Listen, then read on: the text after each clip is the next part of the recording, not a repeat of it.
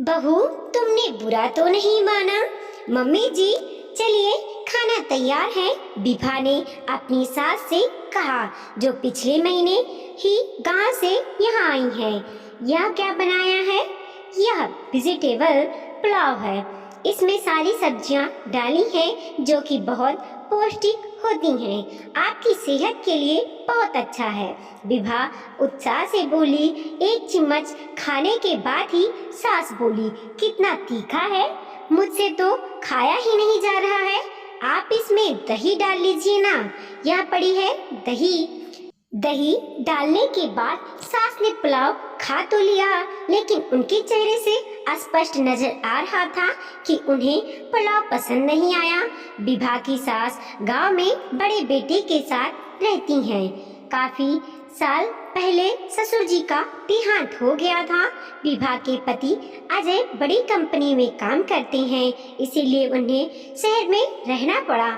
विभा के एक ही बेटा है श्लोक, जो 10 वर्ष का है। विभा की जिठानी को 3 महीने पहले हार्ट अटैक आया था, जिसके कारण उनकी तबीयत खराब रहने लगी थी। वह सास की देखभाल अब ठीक से नहीं कर पाती थी। सास भी लगभग 65 वर्षीय की उम्र की हो चुकी थी और उनसे भी अब घर के कार्य नहीं हो पाते थे। इसीलिए अजय ने ही विभा से कहा कि हम कुछ समय के लिए माँ को अपने पास बुला लेते हैं। विभा तैयार हो गई। इससे पहले भी विभा की सास 2-4 बार शहर में आई थी, लेकिन ज्यादा समय तक नहीं रुकती थी। एक आध हफ्ता बिताकर ही वो वापस चली जाती थी। उन्हें शहर का माहौल, आबो हवा पसंद ही नहीं आते थे। अपने गांव में ही बहुत खुश रहती थी। वहाँ सारा दिन आस पड़ोस के लोगों में से कोई ना कोई आता जाता रहता था। उनके साथ बातचीत में वक्त बड़ा अच्छा कट जाता था। कभी किसी के घर कुछ कार्यक्रम निकल आता तो वो वहाँ पहुँच जाती, बढ़ चढ़कर हिस्सा लेती। वहाँ के लोग भी उनके बहुत इज्जत करते थे। बड़ी बहू शांत स्वभाव की थी, इसीलिए सास के साथ उसका तालमेल बहुत अच्छे से बैठ गया था। सास के आने के कुछ दिनों बाद ही अजय को कंपनी के काम से 1 महीने के लिए विदेश के दौरे पर जाना पड़ा। झाड़ू पोछा करने वाली मेड को उस दिन सास कहने लगी, तुम सफाई से काम नहीं करती हो, इतना हड़बड़ी क्यों करती हो? देखो, यहाँ फर्श पर दाग साफ ही नहीं हुए। मेड मुंह बिचकाकर बोली, मुझे क्या सिर्फ एक आपके घर का ही काम करना होता है? और भी 4 घरों में मुझे काम करने होते हैं। जाते जाते विभा से शिकायत भी कर दी कि मुझे टोका टोकी ना करे। एक दिन विभा खाना बना रही थी तो सास किचन में आ गई। उसे देखते ही बोली, बहू, तुम्हारी किचन कितनी अस्त व्यस्त है, कितना फैला हुआ है सब कुछ। मम्मी जी, खाना बना रही हूँ तो फैला तो होगा ही, बाद में सब समेट दूंगी ना। साथ साथ में ही सब समेटने की आदत डालनी चाहिए। किचन साफ सुथरा लगता है। विभा को बुरा तो लगा, पर वो चुप हो गई। उस दिन विभा ने स्लीवलेस टी-शर्ट और जींस पहनी थी। सास ने देखा तो बोल पड़ी, यह कैसे कपड़े पहनती हो? भला बहुओं को ऐसे कपड़े पहनना शोभा देता है? विभा को क्रोध आ गया। अब उसके पहनावे पर भी प्रश्न उठने लगी। विभा ने घर की सफाई और बर्तनों के लिए ही मेड लगाई थी। खाना बनाना और ऊपर के काम वह स्वयं ही करती थी।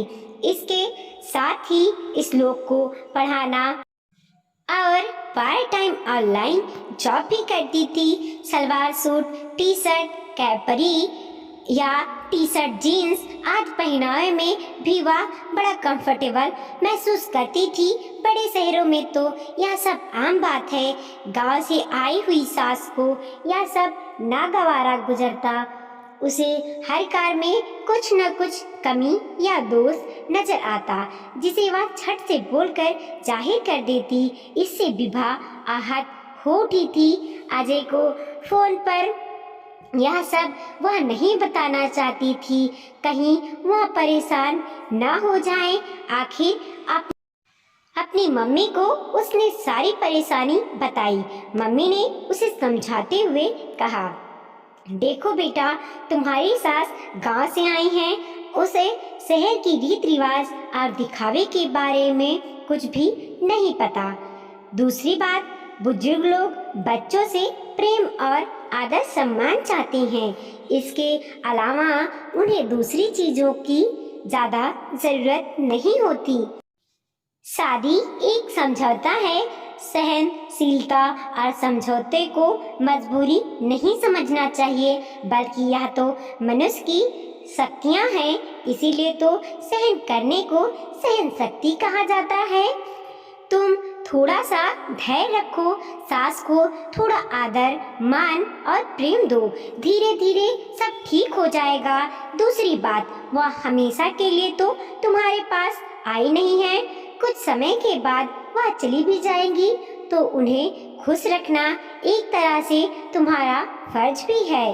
क्या फर्क पड़ता है अगर उन्होंने कुछ कह दिया और हम चुप हो जाएं?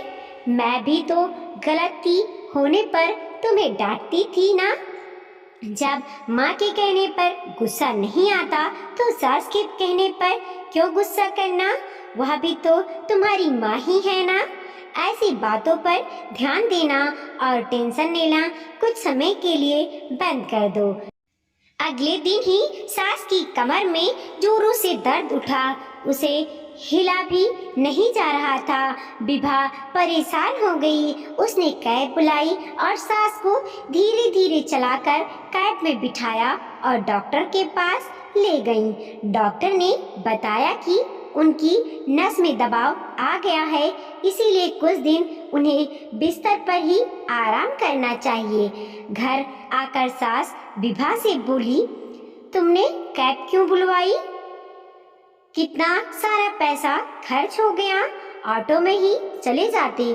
मम्मी जी, आपको इतना दर्द है, ऑटो में कैसे जा सकती थी? फिर आप पैसों की परवाह क्यों करती रही हैं? मैं आपसे तो नहीं मांग रही हूँ, मुझसे नहीं मांग रही है, लेकिन मेरे बेटे की कमाई तो है। पैसा कमाना कितना मुश्किल काम होता है। औरतों को बड़ी किफायत से घर चलाना चाहिए, कहीं भी व्यर्थ पैसा नहीं गंवाना चाहिए। बड़ी बहू को देखो कैसे सलीके से घर चलाती है। विभा सास की बात सुनकर हैरान रह गई। कैसी सोच है इनकी। मुसीबत में अपने दवा दारू पर खर्च करने को भी फिजूल खर्च कहती हैं, लेकिन बहस करने से क्या होने वाला है, इसीलिए वह चुप लग गई। बहू, मेरे पैरों में बहुत दर्द हो रहा है, थोड़ी तेल की मालिश कर दो।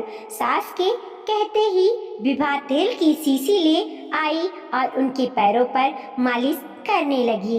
इसके साथ ही गर्म पानी से सिकाई भी कर दी। सास को खाना भी बिस्तर पर ही लाकर देती, उन्हें तकिए के सहारे बिठाकर खाना परोस कर देती और स्वयं भी आते जाते पूछती, कुछ और चाहिए मम्मी जी? अगले दिन पड़ोस में रहने वाली 4-5 आंटियों को विभा ने बताया कि उसकी सास की तबीयत ठीक नहीं है। वो उन्हें देखने के लिए आ गई। घंटा भर वो लोग बैठे और विभा की सास के साथ खूब बातें की। बातों बातों में ही वो विभा की बहुत तारीफ करने लगी। बहन जी, आपकी बहुत अच्छी है, घर के काम काज तो करती ही है और समाज में भी किसी के सुख दुख में या किसी के कार्यक्रम में जरूर पहुंचती है। हम सब लोग शाम को वॉक पर मिलते रहते हैं, सबके साथ बहुत अच्छा व्यवहार करती है। आजकल के जमाने में ऐसी बहू भाग्य से ही मिलती है। आपकी भी कितने दिलों से सेवा करती है। धीरे धीरे विभा की सास की सोच में भी परिवर्तन होने लगा। बिस्तर पर लेटी हुई वह देखती रहती कि सवेरे से शाम तक विभा किस तरह से हर कार्य को मुस्तैदी से निपटा रही है। फिर उसे स्वयं ही महसूस होने लगा, यह भी तो थक जाती होगी, मुझे किसी चीज की कमी नहीं महसूस होने देती, हर तरह की सुख सुविधा दे रही है, फिर मैं क्यों परेशान हो रही हूँ। उस दिन विभा अपनी सास को स्पेंजिंग कर रही थी। अचानक उन्होंने उसे गले लगा लिया और बोली, बहू, सचमुच मैं भाग्यशाली हूँ जो मुझे ऐसी बहू मिली है। तुम्हारी मम्मी ने तुम्हें इतने अच्छे संस्कार दिए हैं, तभी तो तुम सभी कार्य जिम्मेदारी से करके मेरी सेवा भी कर रही हो। मैंने कई बार तुम्हें डांट दिया होगा या कुछ ऊंच नीच कह दिया होगा, तुमने कभी पलटकर जवाब नहीं दिया है, वरना आजकल की बहुएं कहाँ सहन करती हैं।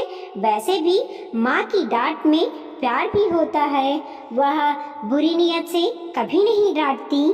तुमने बुरा तो नहीं माना।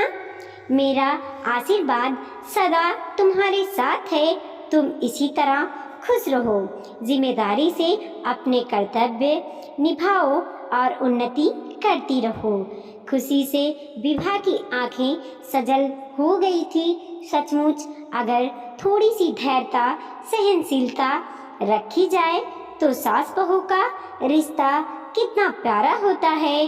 कुछ सास बहू ने तो इस रिश्ते को बहुत बदनाम किया हुआ है, लेकिन असल जिंदगी में वैसे थोड़ी होता है। इस बात को समझने की ज़रूरत है। दोस्तों, आपको मेरी कहानी कैसी लगी? कहानी के माध्यम से मैंने यह कहने की कोशिश की है कि हमें जहाँ तक हो सके अपने रिश्तों को मजबूत बनाए रखना चाहिए। छोटी छोटी बातों पर शिकायतें, गिले शिकवे, गुस्सा, क्रोध करने से माहौल खराब हो जाता है।